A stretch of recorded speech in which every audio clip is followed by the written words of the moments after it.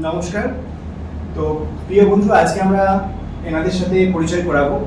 তো তার আগে আমরা বলি যে আমরা ল্যামিনার রিসার্চ সেন্টার আরোগ্য সেন্টারের মাধ্যমে যে পরিষেবা আমরা প্রোভাইড করে থাকি, তো সেখান থেকে কি সুবিধে বা কি ওনার আরাম হয়েছে, তো বা কি অসুবিধা ছিল সেটা আমরা একটু জেনে নেব। ম্যাডাম, আপনার পরিচয় বা বাড়ি কোথায় আপনার? আমার বাড়ি ঘাটাল। ঘাটাল। আচ্ছা, তো স্যারের কি হয়েছিল সমস্যা? সমস্যা বলতে যে উনি হচ্ছে সোজা হয়ে হাঁটতে পারছিলেন না, আর ওষুধ খাওয়ার পর মেডিসিন খাওয়ার পর ওনার কাঁপুনি হচ্ছিল, আর মানে কথা বলতে অসুবিধা হচ্ছিল, আর মাঝে ঝুঁকে ঝুঁকে। ওনার কতদিন ধরে এই সমস্যায় পড়েছিলেন? সমস্যা বলতে 6-7 বছর। আচ্ছা, মানে একটু একটু কম ছিল, কম হতে হতে বাড়ছে। আচ্ছা, তো ডাক্তারবাবুরা কি বলেছেন ওনাকে? যে কোনো প্রতিকার আছে না এর কোনো প্রতিকার নেই?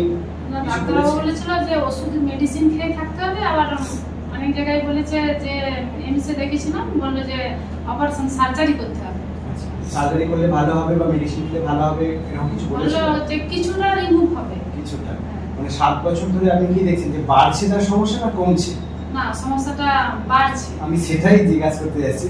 তো মাই ডিয়ার ফ্রেন্ডস, 7 বছর ধরে ওনার যে সমস্যার জন্য উনি চিকিৎসা করছিলেন সেটা পরের পর বাড়ছে কিন্তু কমছে না।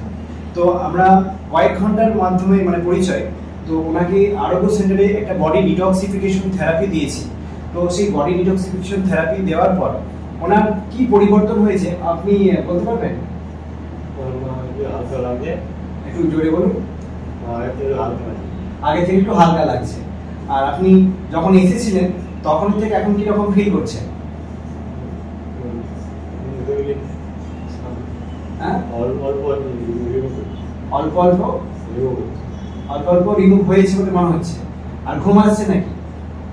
ঘুম আসছে। ঘুম আসবে কেন? আপনার তো বডিটা টক্সিন মুক্ত হয়েছে, কিন্তু ঘুম আসবে।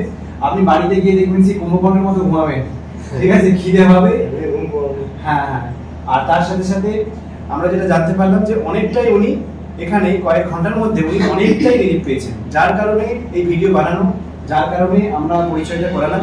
তো থ্যাংক ইউ ফ্রেন্ডস, এখনকার জন্য এইটুকুই। ধন্যবাদ।